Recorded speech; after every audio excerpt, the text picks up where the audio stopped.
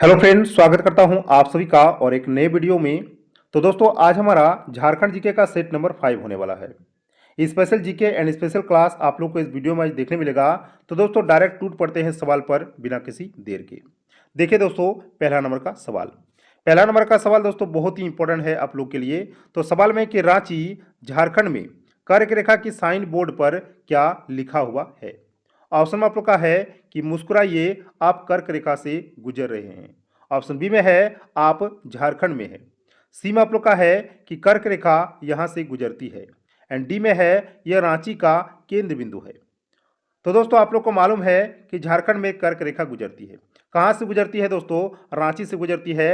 रांची के ओरामांझी नामक स्थान से दोस्तों कर्क रेखा गुजरती है। तो वहां पर आप लोग को एक साइन बोर्ड दिखाई देने मिलेगा। तो साइन बोर्ड पर क्या लिखा हुआ है? तो यहाँ पर लिखा हुआ है दोस्तों कि मुस्कुराइए, आप कर्क रेखा से गुजर रहे हैं। ऑप्शन नंबर ए आप लोग का यहाँ पर करेक्ट हो जाएगा। आगे बढ़ते हैं क्वेश्चन नंबर 2 की ओर। क्वेश्चन नंबर 2 में आप लोग का सवाल है कि विश्व का एकमात्र ऐसा मंदिर कौन सा है जहां शिव और शक्ति एक साथ विराजमान है। ऑप्शन में है पहाड़ी मंदिर, बैद्यनाथ धाम, भद्रकाली मंदिर एंड जगन्नाथ मंदिर। आंसर हो जाएगा दोस्तों इस सवाल का ऑप्शन नंबर आप लोग का बी, यानी उस मंदिर का नाम है दोस्तों बैद्यनाथ धाम, जो कि दोस्तों देवघर जिले में स्थित है। और इसीलिए दोस्तों इसको शिव और शक्ति का मिलन स्थल के रूप में भी जाना जाता है। Question number 3। क्वेश्चन नंबर 3 में आप लोग का सवाल है कि झारखंड के किस पर्यटन स्थल को भारत के श्रेष्ठ पर्यटन स्थल के रूप में शामिल किया गया है। ऑप्शन में है बेतला राष्ट्रीय उद्यान, Birsa Munda park, McCluskieganj and Nirmal Mahato park. Answer हो जाएगा इस सवाल का ऑप्शन और प्लो का सी, यानी मैकलू स्कीगंज को भारत के श्रेष्ठ पर्यटन स्थल के रूप में शामिल किया गया है। ऑप्शन नंबर सी आप लोग का करेक्ट हो जाएगा यहाँ पे। ठीक, आगे बढ़ते हैं क्वेश्चन नंबर 4 की ओर। क्वेश्चन नंबर 4 में आप लोग का सवाल है दोस्तों कि ओलची की लिपि का आविष्कार किसने किया था। ऑप्शन में है रविन्द्रनाथ टैगोर, रमेश चंद्र मजूमदार, पंडित रघुनाथ मुर्मू एंड बिरसा मुंडा। आंसर हो जाएगा दोस्तों इस सवाल का ऑप्शन नंबर का सी, यानी पंडित रघुनाथ मुर्मू के द्वारा सन 1925 को ओलची की लिपि का आविष्कार किया गया था। ठीक, आगे बढ़ते हैं क्वेश्चन नंबर 5 की ओर। क्वेश्चन नंबर 5 में आप लोग का सवाल है कि जंगल पहाड़ का पाठ पुस्तक के लेखक कौन है, राइटर कौन है। ऑप्शन में है महादेव टोप्पो, कार्तिक उरांव, सांगले हासदा एंड महुआ माझी। आंसर हो जाएगा दोस्तों इस सवाल का ऑप्शन नंबर का पहला, यानी महादेव टोप्पो। तो जंगल पहाड़ का पाठ का पुस्तक के लेखक का नाम है दोस्तों Mahadev Toppo. Question number 6। Question number 6 में आप लोग का सवाल है कि साल 2011 में भारत के राष्ट्रीय खेल झारखंड के किस जिले में आयोजित किए गए थे।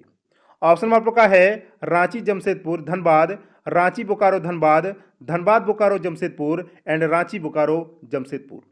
आंसर हो जाएगा दोस्तों इस सवाल का आप लोग का पहला ही, यानी रांची, जमशेदपुर और धनबाद में दोस्तों भारत के राष्ट्रीय खेल जो हुआ था यही इसी जिले में हुआ था, यानी 3 जिला। पहला हो गया दोस्तों रांची, दूसरा हो गया जमशेदपुर और तीसरा हो गया दोस्तों धनबाद। कब हुआ था दोस्तों? याद रखिएगा सन 2011 को। ठीक, चलिए आगे बढ़ते हैं क्वेश्चन नंबर 7 की ओर। क्वेश्चन नंबर 7 में आप लोग का सवाल है कि सुल्तानगंज का प्राचीन नाम क्या था। ऑप्शन में है हिरनपुरी, चंपानगर, कृष्णपुरी एंड पाटलिपुत्र। आंसर हो जाएगा इस सवाल का ऑप्शन और का पहला, यानी हिरनपुरी। तो सुल्तानगंज का प्राचीन नाम क्या था? याद रखिएगा Hiranpuri. Question number 8। Question number 8 में आप लोग का सवाल है निम्न में से किन स्थानों में किंगफिशर पक्षी पाए जाते हैं। ऑप्शन में है पालकोट अभ्यारण्य, पारसनाथ अभ्यारण्य, दलमा वन्यजीव अभ्यारण्य एंड ए और बी दोनों। आंसर हो जाएगा दोस्तों इस सवाल का ऑप्शन और का सी, यानी दलमा वन्यजीव अभ्यारण्य में दोस्तों किंगफिशर पक्षी पाए जाते हैं। इसके अलावा दोस्तों पलामू वन्य अभ्यारण्य और उधवा झील पक्षी विहार में भी किंगफिशर पक्षी पाए जाते हैं। क्वेश्चन नंबर 9 नंबर में आप लोग का सवाल है कि मुंडा जनजाति की महिलाओं द्वारा पहने जाने वाले वस्त्रों को क्या कहा जाता है।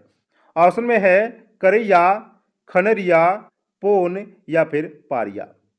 आंसर हो जाएगा दोस्तों इस सवाल का ऑप्शन नंबर का डी, यानी पारिया। तो मुंडा जनजाति की महिलाओं द्वारा दोस्तों पहने जाने वाले वस्त्रों को क्या कहा जाता है? याद रखिएगा पारिया कहा जाता है। Question number 10। क्वेश्चन नंबर 10 में आप लोग का सवाल है, झारखंड में खादी आंदोलन कब हुआ था? ऑप्शन में है 1920, 1922, 1926 या फिर 1942। आंसर हो जाएगा दोस्तों इस सवाल का ऑप्शन नंबर आप लोग का सी, यानी 1926 को झारखंड में खादी आंदोलन हुआ था। क्वेश्चन नंबर 11 नंबर में आप लोग का सवाल है कि स्थानीय स्तर पर समृद्ध खनिज और वन संसाधनों के लिए झारखंड को किस रूप में जाना जाता है? बहुत ही आप लोग का ये इंपॉर्टेंट सवाल है। ऑप्शन में है सरंडा, वन भूमि, वनांचल एंड केरलम। दोस्तों इसका आंसर हो जाएगा आप लोग का ऑप्शन नंबर सी, यानी वनांचल। तो समृद्ध खनिज और वन संसाधनों के लिए दोस्तों झारखंड को वनांचल के रूप में जाना जाता है। क्वेश्चन नंबर 12 नंबर पर आपका सवाल है कि अतीत में पहाड़ी भाषा कौन सी लिपि में लिखी जाती थी? ऑप्शन में है ब्राह्मी, खरोष्टी, गुरुमुखी एंड टंकरी। आंसर हो जाएगा दोस्तों इस सवाल का ऑप्शन नंबर का पहला, यानी अतीत में पहाड़ी भाषा ब्राह्मी लिपि में लिखी जाती थी। क्वेश्चन नंबर 13 नंबर में आप लोग का सवाल है कि बोकारो से प्रसिद्ध व्यक्ति कौन है, यानी बोकारो का रहने वाला कौन है? बिरसा मुंडा, महेंद्र सिंह धोनी, लुगु बुरु या फिर कड़िया मुंडा। ये भी आप लोग का दोस्तों नहीं होगा, ये भी नहीं होगा, ये भी नहीं होगा। आप लोग का आंसर हो जाएगा दोस्तों ऑप्शन नंबर सी, यानी लुगु बुरु। क्वेश्चन नंबर 14 नंबर में आप लोग का सवाल है कि झारखंड सेवा रत्न पुरस्कार में निम्नलिखित में से क्या शामिल है? ऑप्शन में है रजत पट्टिका, स्वर्ण पट्टिका, 10 रुपया 10 लाख का नगद इनाम एंड 20 लाख रुपया का नगद इनाम। आंसर हो जाएगा दोस्तों इस सवाल का ऑप्शन आप लोग का बी, यानी स्वर्ण पट्टिका। तो झारखंड सेवा रत्न पुरस्कार में दोस्तों स्वर्ण पट्टिका शामिल किया गया है। ठीक। क्वेश्चन नंबर 15 में आप लोग का सवाल है दोस्तों कि दसमगढ़ किस झरने का नाम है? ऑप्शन में है दासोंग, दसम फॉल्स, जोग फॉल्स या फिर या तो दासोंग या फिर द दसम फॉल्स। आंसर हो जाएगा दोस्तों इस सवाल का ऑप्शन नंबर डी, यानी दसमगढ़ दोस्तों या तो दा सोंग या फिर द फॉल्स के नाम से जाना जाता है। कौन सा दोस्तों झरना? याद रखिएगा दसमगढ़। क्वेश्चन नंबर 16 नंबर में सवाल है कि चाकुलिया हवाई अड्डा किस जिले में स्थित है? ऑप्शन में है चाईबासा में, गिरिडीह में, पूर्वी सिंहभूम या फिर पश्चिमी सिंहभूम। आंसर हो जाएगा इस सवाल का ऑप्शन आप लोग का सी, यानी पूर्वी सिंहभूम में दोस्तों चाकुलिया हवाई अड्डा स्थित है। क्वेश्चन नंबर 17 नंबर में सवाल है कि इनमें से कौन सा एक प्रमुख लकड़ी का उत्पाद है जो झारखंड में रांची का अर्थव्यवस्था में जोड़ने के साथ संपन्न है? और ये दोस्तों आप लोग का जेएसएससी सीजीएल में पूछा गया सवाल है। ऑप्शन में है गम्हार, सूरजमुखी, चमेली एंड गुलाब के फूल। आंसर हो जाएगा इस सवाल का दोस्तों आप लोग का ऑप्शन नंबर ए, यानी गम्हार। क्वेश्चन नंबर 18 नंबर में सवाल है निम्नलिखित में से कौन सा झारखंड में अग्रणी औद्योगिक शहर है? ऑप्शन में है रांची, बोकारो, जमशेदपुर या फिर विकल्पों में से सभी। दोस्तों अगर ये सवाल में आप लोग को पूछे कि झारखंड में, ठीक है, झारखंड में औद्योगिक शहर कौन सा है, तो आप लोग का दो शहर हो जाएगा, एक रांची, दूसरा जमशेदपुर।